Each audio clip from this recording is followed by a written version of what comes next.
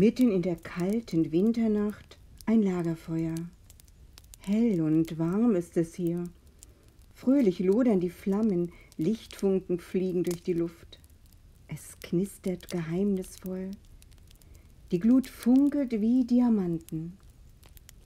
In denen, die da in dieser kalten Winternacht um das Lagerfeuer herumsitzen, ist es ebenso hell und warm. Fröhlich lachen sie, Worte fliegen durch die Luft und manchmal flüstern sie geheimnisvoll. Ihre Wangen glühen vor Begeisterung, ihre Augen funkeln vor Freude.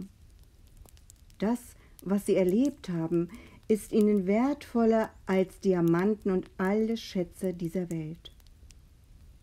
Denn sie waren dabei, als Gott Mensch wurde, als Jesus geboren wurde. Doch wirst du ihre Geschichten weder in der Bibel noch in einem anderen Buch finden. Niemand hat sie je aufgeschrieben, weil niemand so recht ihre Sprache versteht. Denn sie sind Tiere.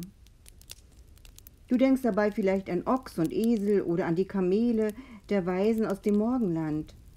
Ja, aber es sind noch viel mehr Tiere, die das Weihnachtswunder miterlebt haben. Ich habe schon als Kind begonnen, die Sprache der Tiere zu lernen. Das Sprechen gelingt mir noch nicht so recht, aber das Verstehen schon ganz gut. Und in jener kalten Winternacht habe ich heimlich gelauscht.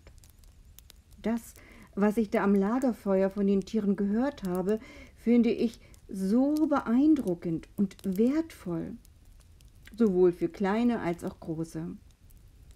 Wie die Tiere die Menschwerdung Gottes, die Geburt von Jesus miterlebt haben und welchen Anteil sie manchmal daran hatten, sollen alle erfahren, finde ich. Deshalb möchte ich die Erlebnisse der Tiere in den nächsten Videos erzählen. Ich bin gespannt, was du dazu sagen wirst. Shalom, Friede sei mit dir.